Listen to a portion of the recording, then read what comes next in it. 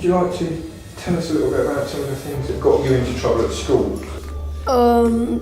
Being disruptive in lessons, distracting other students. I think teachers are in a very difficult situation these days because so many boxes have to be ticked. Come on, I need your attention here, okay? Shut up. This is the poem that I'm after. I could change, but I haven't. If they're not playing truant, they're disrupting education for the other kids in their class and making life miserable for their teachers. What they're doing normally is so far wrong that it can't be controlled or focused in a positive way. Focus. They really are under duress. They're taught to deal with behaviours, but not to understand where they're coming from. Sometimes I just sit at home thinking, is there different ways I could have, been good in school to get a better education in a way?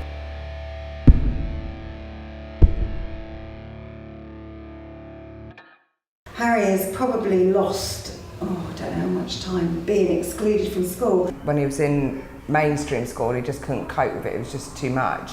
The constant labelling of having behavioural issues. And when he couldn't cope, his behaviour, he would just blow up. I'm going to talk to you today, guys. Remember what we're going to be learning about today is some poetry, okay? Please don't I don't want to curse. be in this lesson Okay. today because Mr. You're Max very will be gay. more propagated. Thank you very much. These youngsters come in with a reputation of being difficult, obstreperous, unteachable, whatever you like.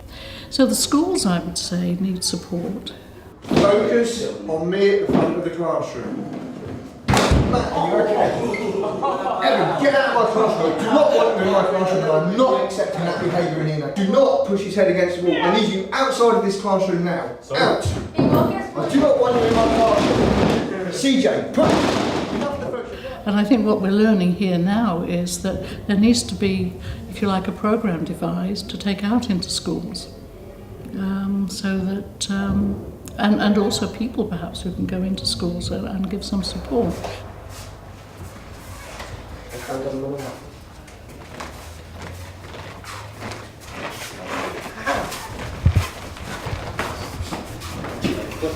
Feet like left.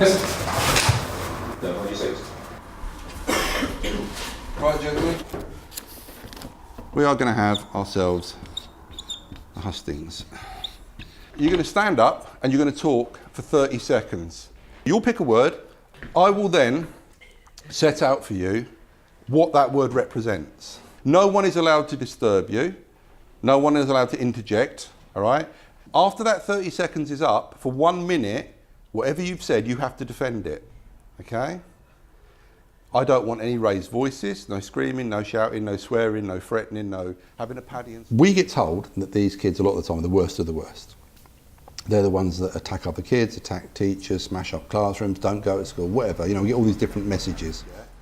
The key thing you find is by actually taking these lads from a normal classroom environment into a semi-gym stroke classroom setting, you end up with a mindset that is much more conducive to learning. In the game, we was just singing along the song and they thought it was me who was rapping, but I wasn't. Okay. I want my money back. And I told them I couldn't, but they didn't believe me. That wasn't me. Okay. But I can't rap, anyway. But you can't rap, but they've still signed you up for £1 million contract. You may find that through the hustings that we do and the various sort of debating talk shops we do, they become more vocal, but not in the negative sense. It's more constructive in regards to they don't have to swear, they don't have to threaten. What they learn to do is get their point across forcefully and controlled and contained in such a fashion that they actually get people to empathise with them. You look to teach them how to cajole people into doing something because they want to do it rather than they feel they're being forced to do it. Because unfortunately a lot of these lads, their home environment, be it their school environment, be it their street environment, they will have had someone influence them in a fashion that condones and excuses the use of violence as a means to an end. 3, 2, 1, get coordinated. Let's start. Got the speech good. Be careful you don't slip. Okay. Alright. What you have to do very, very quickly is establish a pecking order, a hierarchy. It's like any gang environment. So we make it clear to them we're not your traditional teachers. Therefore, what we won't tolerate is you doing what you might have got used to doing, which is getting in teachers' faces, lashing out, etc. Because in here, it's very simple. You can do all that, but you'll find that we'll just put the gloves on you and you can do it in a ring environment. You'll damage your wrist, yeah?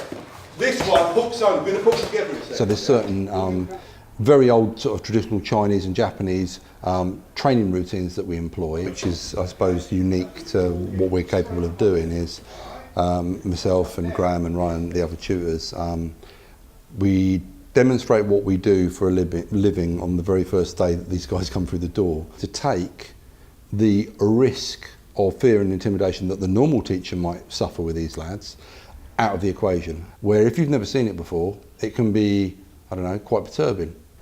What we're effectively doing is providing them with some leadership.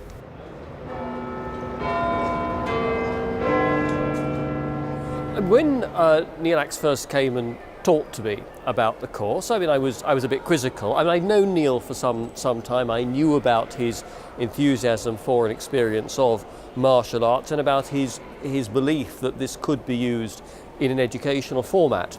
I'm not in any position to say, you know, what percentage of young men this will work with. All I can say is that I have met real life youngsters who are very disaffected from school, for whom this has made a real and positive difference.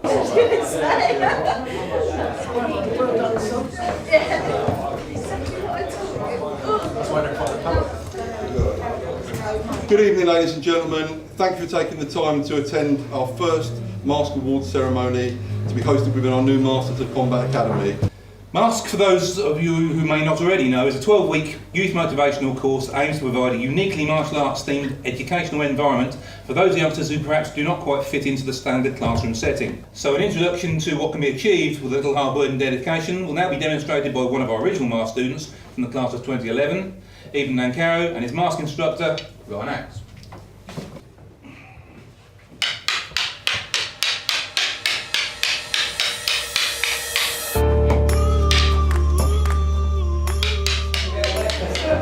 Well, we've had anecdotal and first-hand evidence from the schools that are very, very positive on the changed behaviour, their attitudes. We're not saying this is a magic bullet, we don't say that at all. It works for the sort of lads we have. It doesn't work for everybody. You know, we would like to think all of them would make the change to a more positive behaviour, and that's a lot of the problem they have. Their confidence is low, because they've never known they can succeed. And their attitudes in training and class, we've got them. And once we've got them, we know we can work with them and they will progress. They'll go on to tournament fighting, then you know, they will succeed. It's just like sometimes watching these lads go from where they were to where they are now. That can bring it up. Really can. It's just superb to watch. It's sort of like you watch them do that break, you think to yourself, fair play, boy, you got that. And they never believe that they can do it on the first start. We get the boards out and say, at the end of the course, you're going to break this board. And one of the instructors just go pop, and they look at it and go, yeah, all right. They never believe it until about a week and a half before, until we get the dummy boards out, and we say, okay, go for it, and they go through them. And it's growth, it's progression. And to see people change that, it's moving. It's moving for people to watch it. It's moving, very moving for people who actually have been part of it, and it is lump in the throat time for the people. That's, you know, me and Neil have been doing this, so it is a life-changing event for them. They will never forget tonight because they achieved something, maybe for the first time. Is there anything that you'd like to say that you haven't been asked about?